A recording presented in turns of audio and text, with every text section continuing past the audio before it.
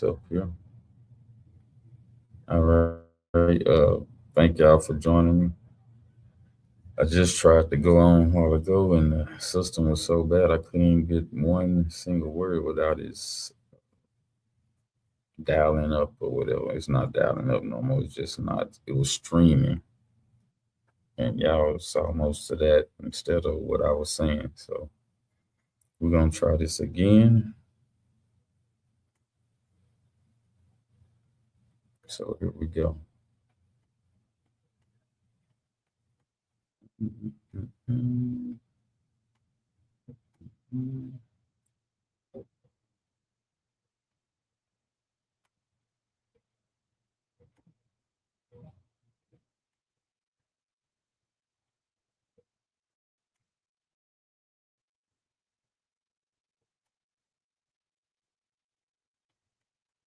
I've seen how it has left little.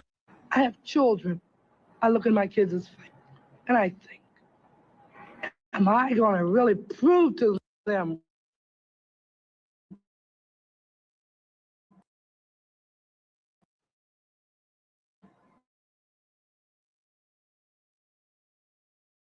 where it starts at?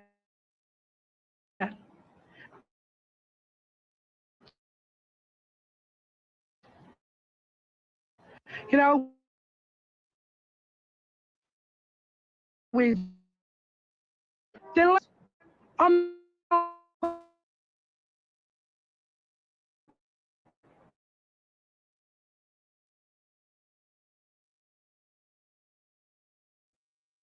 And eat them around. Not get, and as I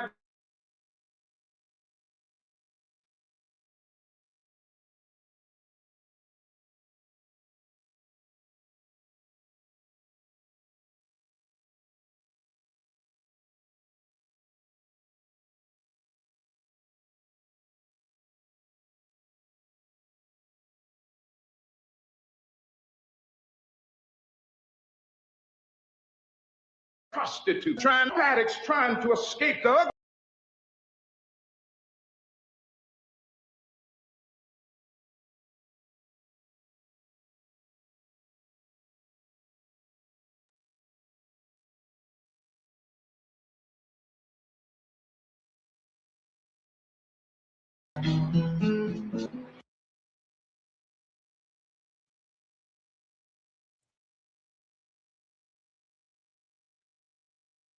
They're gonna talk to several families here. I'm gonna kind of fast forward this and get to the main part I was trying to get to.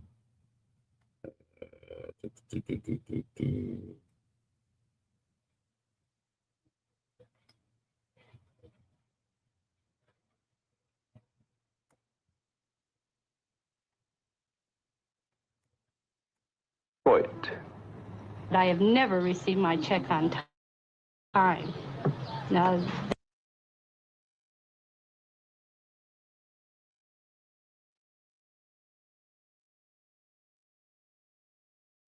they say they, and it didn't arrive. It's been on a Friday, so it didn't arrive. So I waited Saturday until the mailman went by. Still no check. So I called down there for emergency order like they told me to.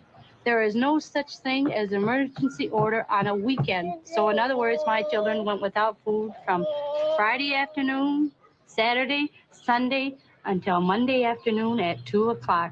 Mrs. Jane Wilson is a Detroit welfare mother.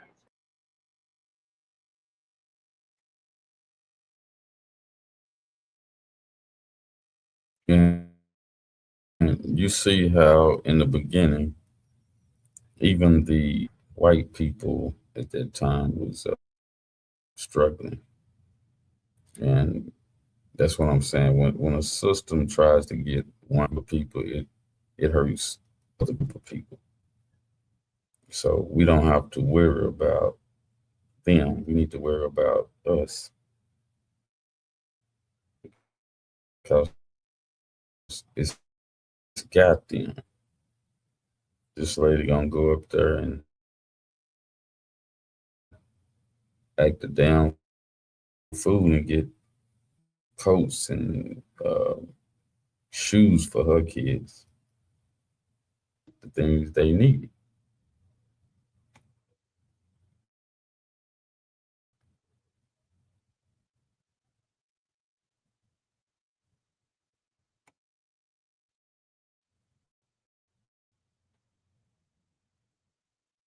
Only when a husband is absent, pushes them out of the house. His presence is an economic hardship, and a whole class, husband nor. So, um, first of all, you got to wonder what was the husband? Why wasn't he there? What if he was there and he wasn't making enough money? The woman couldn't get welfare for the kids, right? So eventually they got smart enough where they would hide the man. But if they had a nosy neighbor who hated them, the neighbor would call and tell who was over there, what was seen. Because the welfare department would send people out to check. And if they found suspicion or had suspicion that somebody, the male was there with his family, they would lose their benefits. So see, it had you in a catch 29. You know, the sisters, the mothers at the time didn't really have anything to get by with. They had to use it. I mean, it was the only thing. Uh, they was forced on it. They were born into it. See, it wasn't uh, by chance.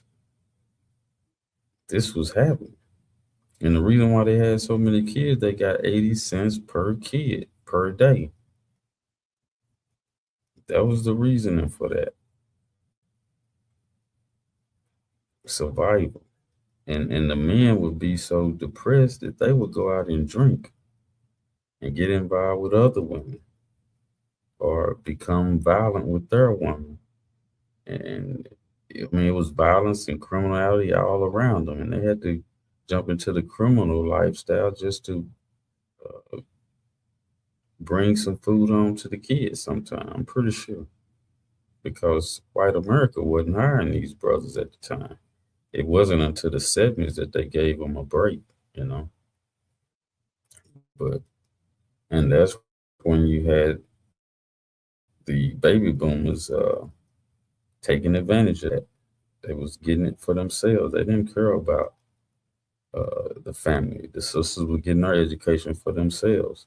You'll see how all that turned into where we are today. I'm gonna get to it. Hopefully, this stream will hold up.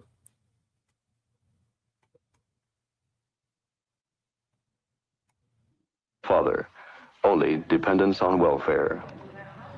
Life on welfare means waiting in line for food stamps, as for everything else.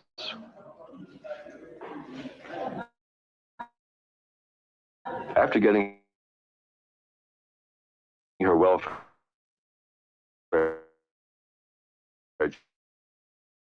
check each month,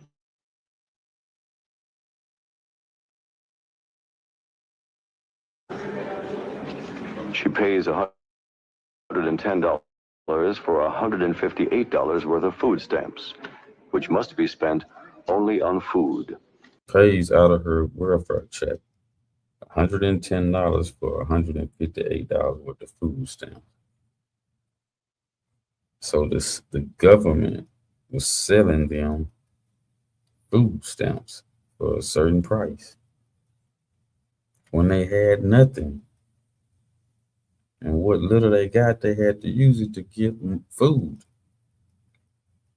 And it had to last them a whole month. And the men were trying to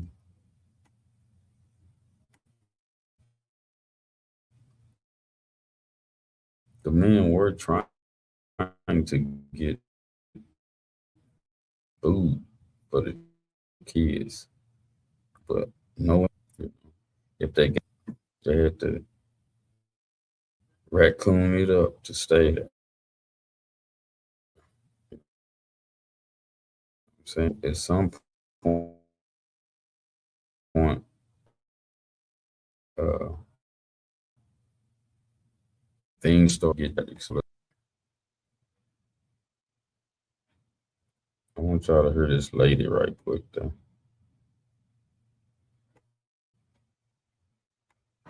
And, our kids are part of that future society.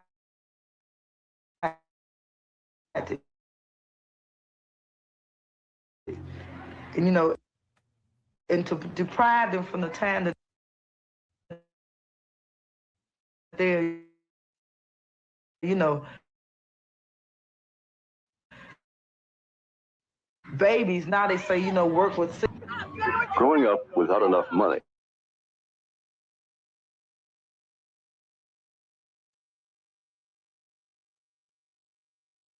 Kids usually live in neighborhoods like Cleveland's Huff.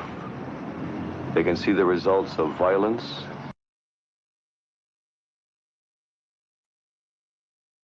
So see, as you can see,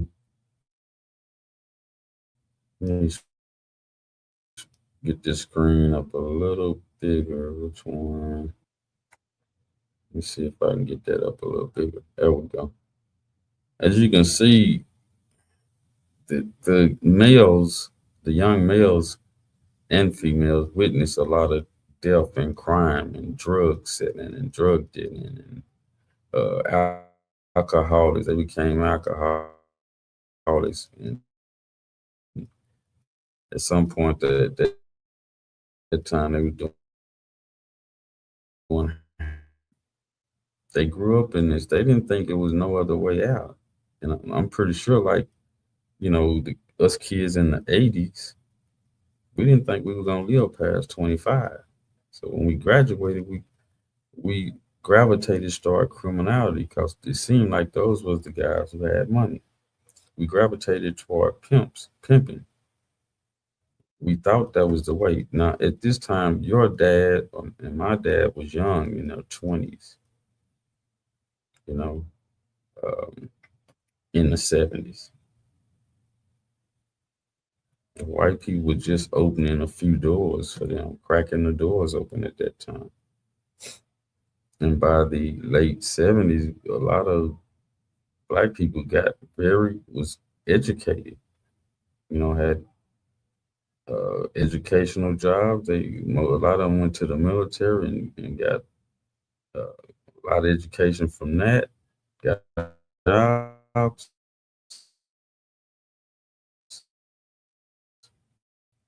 and, started to flourish a little.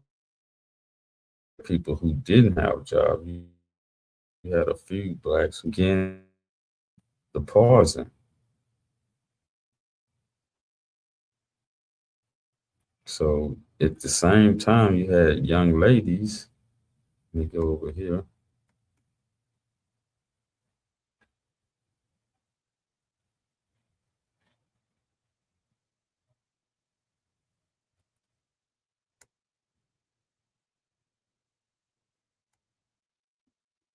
Mother, what do you think the young teenager gonna do? Why do you think that's down here on Huff? Because when it gets dark, they have to go out here and survive.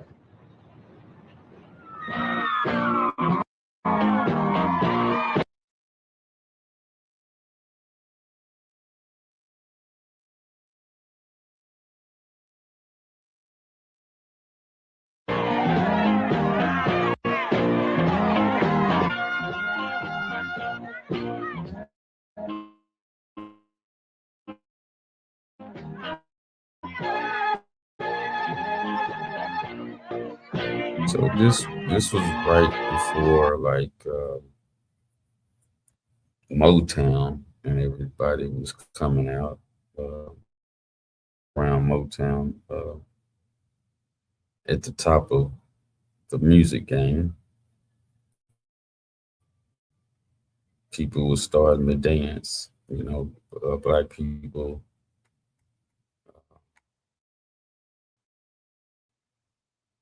Black people express themselves through dance, and while you dancing, you meeting people.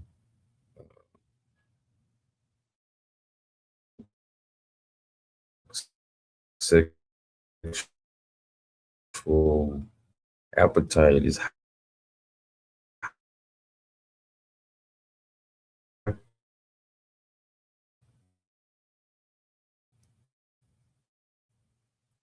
even though the men want to feel something they can't feel. So music and sexuality and dancing had a way to bring them together,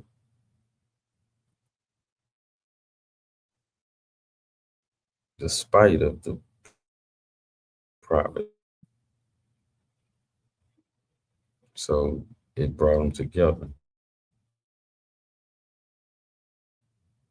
Big mistake happened.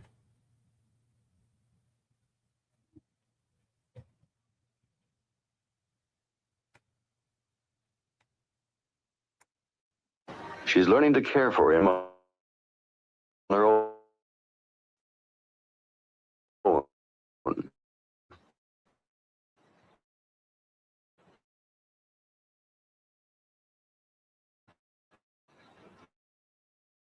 Lives with her aunt, who had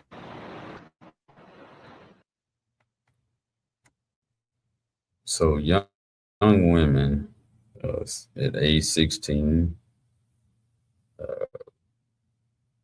the average age was 16, was getting pregnant.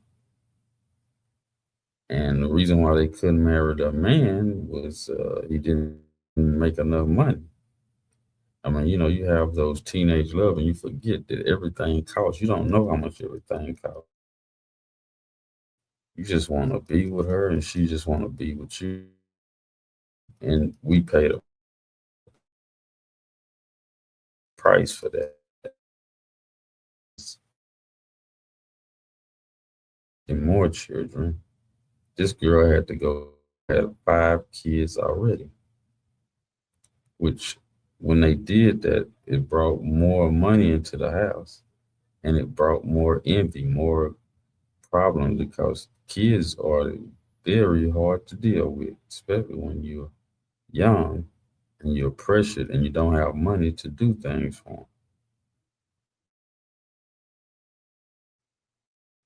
But they got more benefits when they done that. And the guy could not stay with his family, some money, so that he could one day take care of his family. Some dudes got hooked on drugs and just couldn't come back. Some dudes got hooked on alcohol and just couldn't come back. It was the depression got to him, and maybe the woman went out and seen another young man who was trying to do better.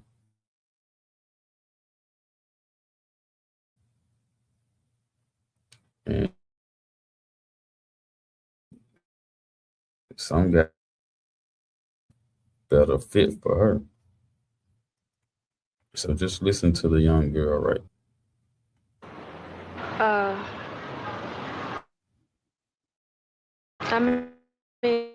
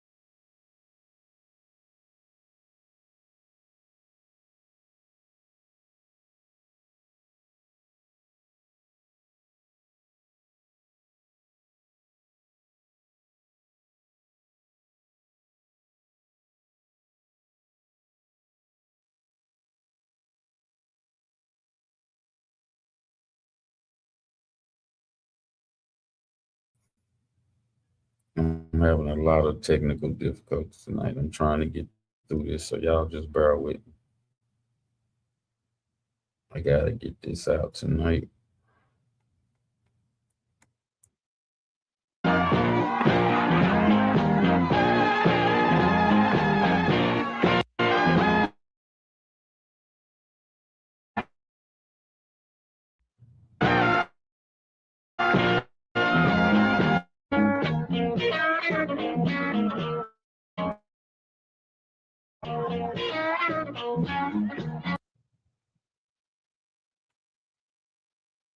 So while we in poverty, trying to have fun, listening to music, it always lead to male and female touching, wanting to feel something that's not there, want to find something to be put in that empty spot in our hearts.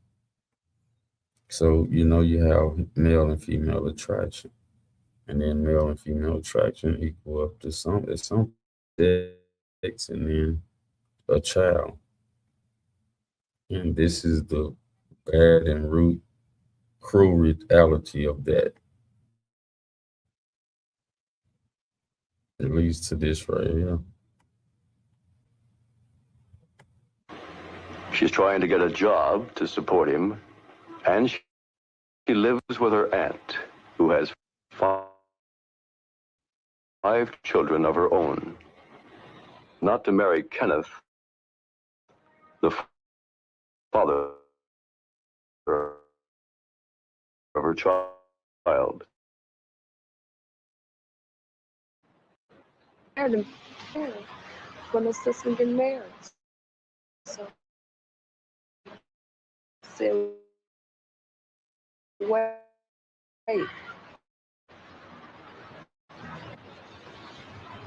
I plan on have to give him time to work first.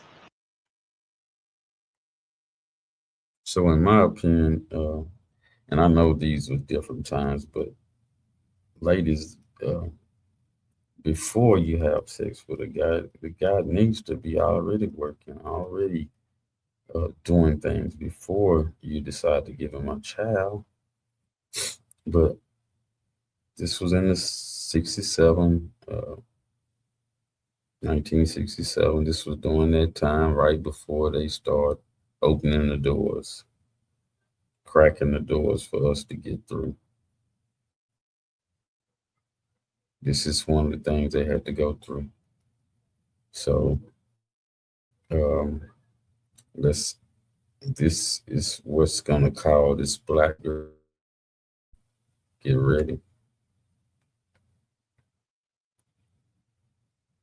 So now here's the beginning of Black Girl Magic.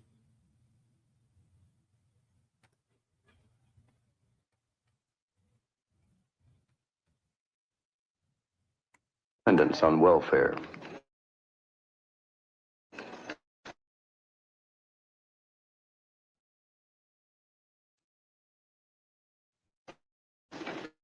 The Webster School in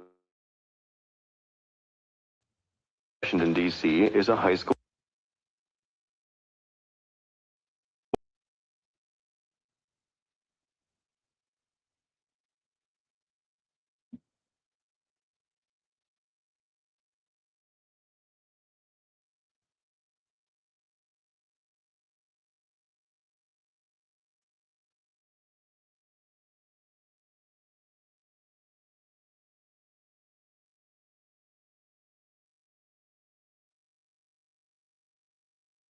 I seem to be making it and all. Being here with these girls, uh, they are closer to you. I have their opinion. This is it right here, y'all. This is where the Black Girl Magic started. These girls was having kids, single, and the government who got this system, got them in this system in the first place, step in and start let me show you what they put in front of them.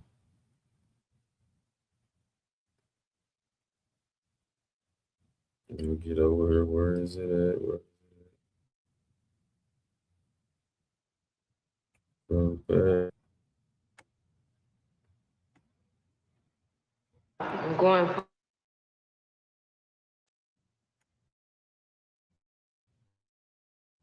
You see, they put a white woman, probably LGBTQ, over them. Gave them the tools to get a job, gave them the tools on how to talk, gave them the tools of typing and secretarial skills so that these girls could eventually become secretaries or medical students at, they gave them the tools. They opened the door and they told them how they would qualify. They couldn't qualify with a man stand with them, as they would lose their assistance. So they get this white lady to get into their ears, and look how happy they are.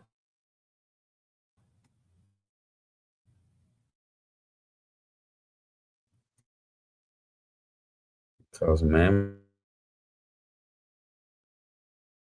watch how happy. Day. And I filed for support from the father in the court. It should be coming through by the time I get back in school in September. Now they tell them you can make it. This is where child support starts. You can make it if you file child support on that man who can't take care of you already. And we can train you and get you moving to the professional level. And you got all these women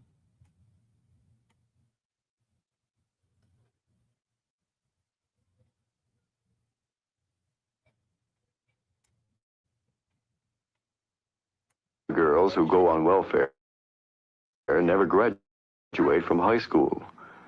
A girl who gets pregnant in most high schools, usually she doesn't come back. She's on her way to a lifetime of dependence on welfare. The Webster School in Washington, D.C. is a high school for pregnant girls. A psychotherapy session is a weekly part of the curriculum. When I first found out that I had become pregnant, I found out that there was this school called Webster. I thought that. So you see, white supremacy is now hearing the girls after they done had their child.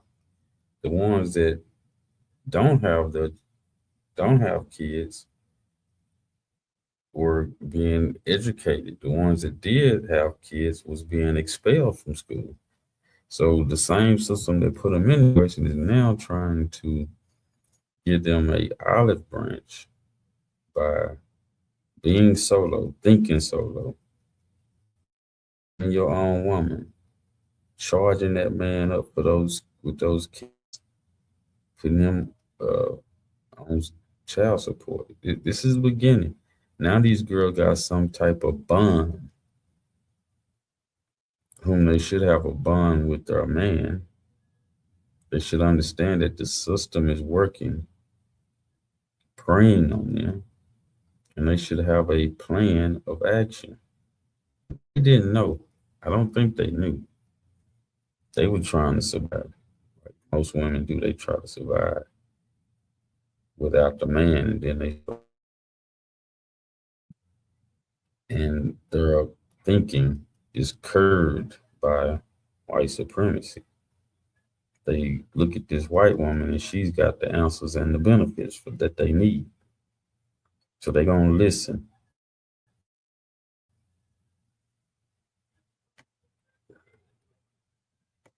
Away from the other people and that I was going to be an outcast, but when I came into Webster, it seems that I had more more what you would say, people on my side, more attention going towards my way, and with the help of. And you see, she wanted attention. She needed attention. She needed somebody to hear her. And if the white supremacy premises who put in the situation hear her, she's gonna thank him. She's gonna the system will be able to tell her, guide her thinking, and say, look, if you follow us this way, if you vote this way, which brings us back to voting for Democrats. If you vote with us this way, we can give you more benefits and help you more.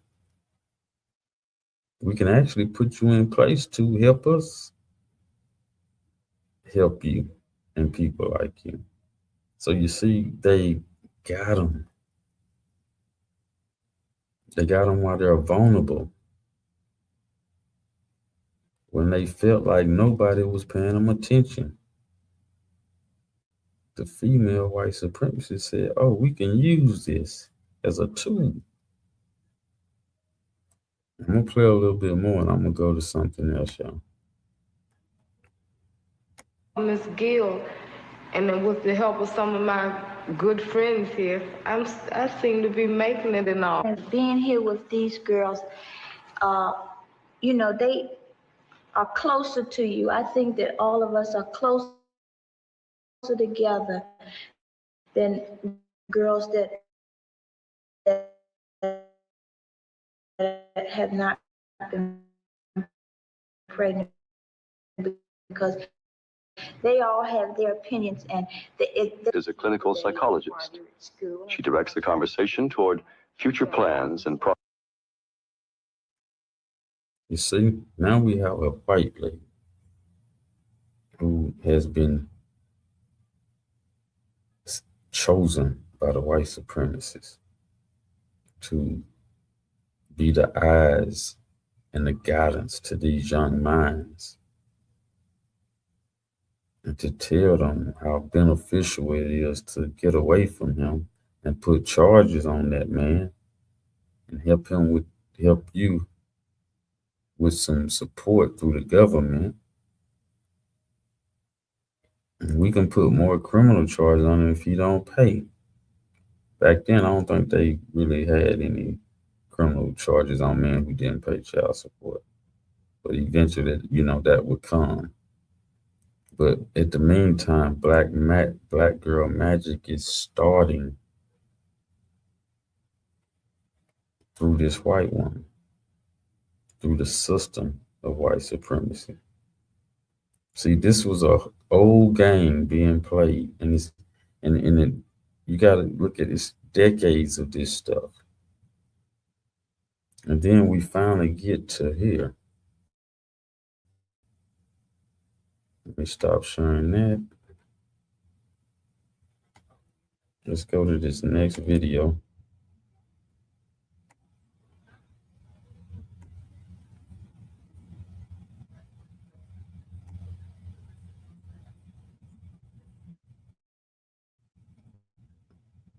Now, y'all check this out.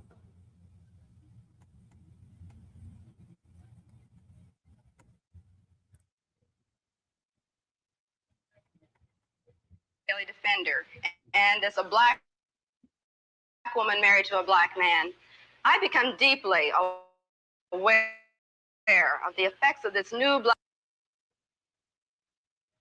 revolution on the relationship between black and women. I see it among my own friends, and I also see it in my home.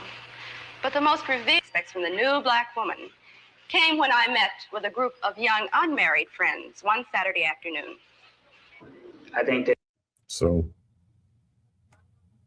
before we get into that, you see, now we have professional black women, and they are well trained by the white supremacy. This is the beginning of the breakdown of the family. The welfare system was the first step. The second step is to educate the black woman and make her a professional. and make her love her job more than she love her man. And this is where we are right now. So let's talk about let's hear what they got to say. What's happening in America as far as black men and black women is concerned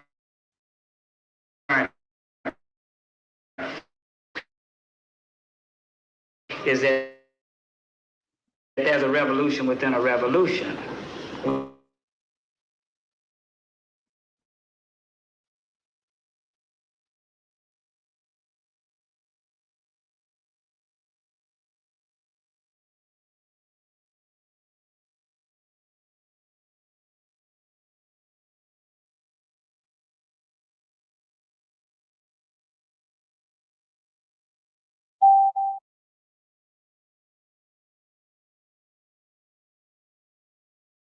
Be the leaders. Okay. So are you saying that it's our fault that this happened? No, I'm not blaming black America women. I just said that I'm blaming just black men. No. But our black women who has been put in this role of aiding white America, white structure, and castrating the black. Are you blaming us? Are you saying that it's our fault that this happened? No, I'm not blaming black America women. I just said that Well, why do you say? So this brother is trying to explain to them that, sister, y'all shouldn't forget that this is a system that's at work here. And they're thinking that they're doing this on their own and that they can do it on their own without him. And he's just trying to inform them that I'm not blaming you, I'm blaming the system that's causing all this. And black women to this day don't really look at it as a system in play. They look at it as if he wants to control me.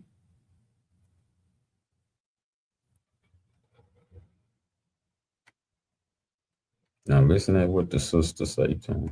That we are castrating you. You say that you want to be the leaders. Okay.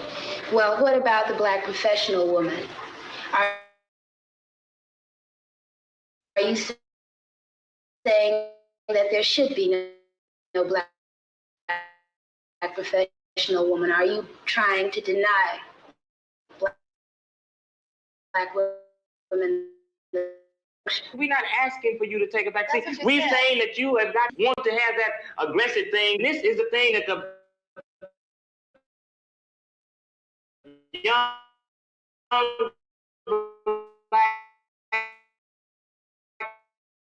man today is not going to tolerate. My old man tolerated because he eat the black male in his plate. Now, did y'all hear that? Did y'all hear that? I'm going to play it one more time.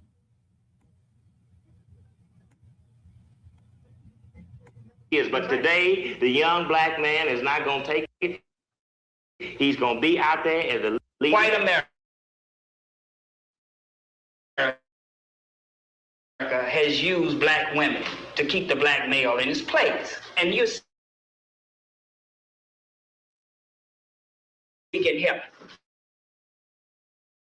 Okay, how are you going to reprogram men so that they don't let us take over what's supposed to be there and let us do anything we want to?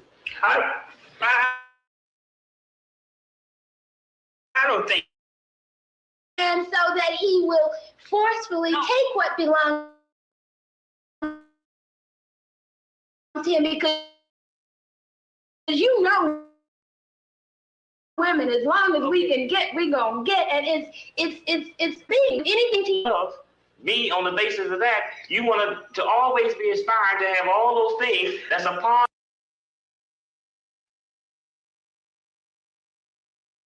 I hope y'all listening to them brothers. They breaking it down for the sister. But like I say, they are well trained. And this is happening right to this very moment. the female professional, as she called it, wants the top plate. Don't want control, want to so-called be equal to a man. And they, as the brother is saying, is aiding and abetting white supremacy to keep the black man in his place. That's what Black Girl Magic is all about.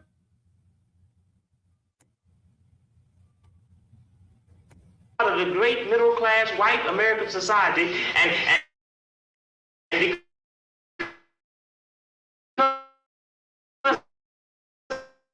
I can't deliver these things to you, you say that you are not a man. I don't measure there.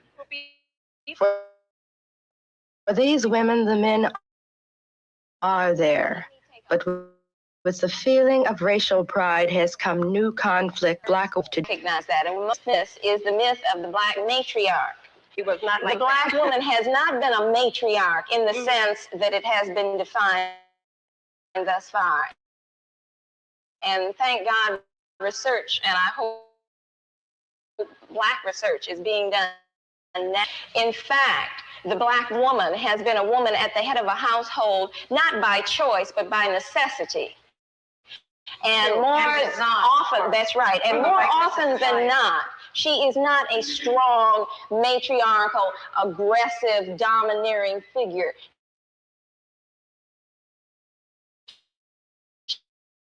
She is a woman in search of a man. we were Of the revolution going on. what kind of the revolution? We're in revolution. Often the word revolution around lightly. It's extremely important for generation.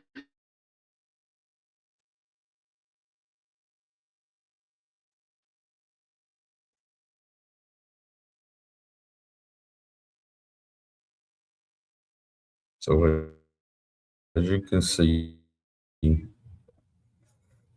we come on. As you can see, they were there where we are tonight, or where we are now. It just hadn't got this bad. And these two people, these two professionals, are going to talking about how their kids are being manipulated by the system in education. And these two professional black person are thinking about taking their kids out of school and training them themselves, because they notice that the kids are being educated in a coonish kind of way, and they recognize that these black professionals who had kids who was being family oriented, they seen that the system was not educating their kids the way they needed to. And this brother's trying to explain that. And I think one reason why it has not been done with black people is because of the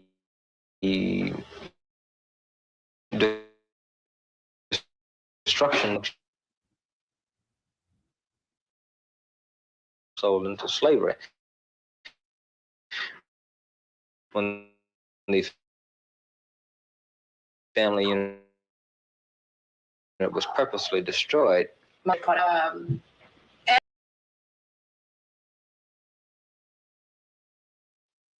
Of the works of black artists, I think it starts, especially that identity part, the books, the kinds of books. All of these things start in the home rather than complaining about them being in the schools. At this point. Unless we're absolutely certain.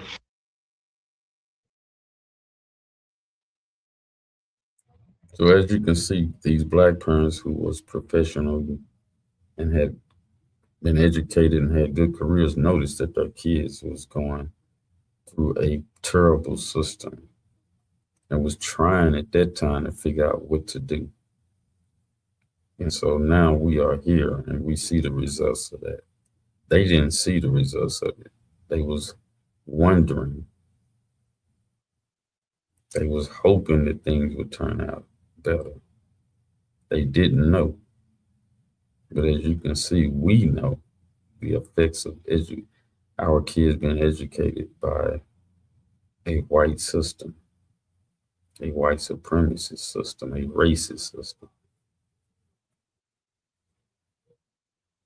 So I thank y'all for joining me, and I hope that I try to bring this clarity so you can see that black males and black women need each other to create this beautiful black family. Without each other, we don't have that.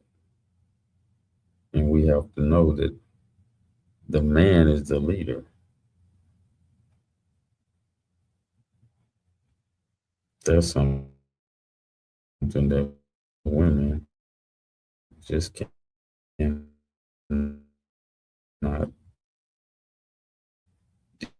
deal with. Thank you for joining me to say everything.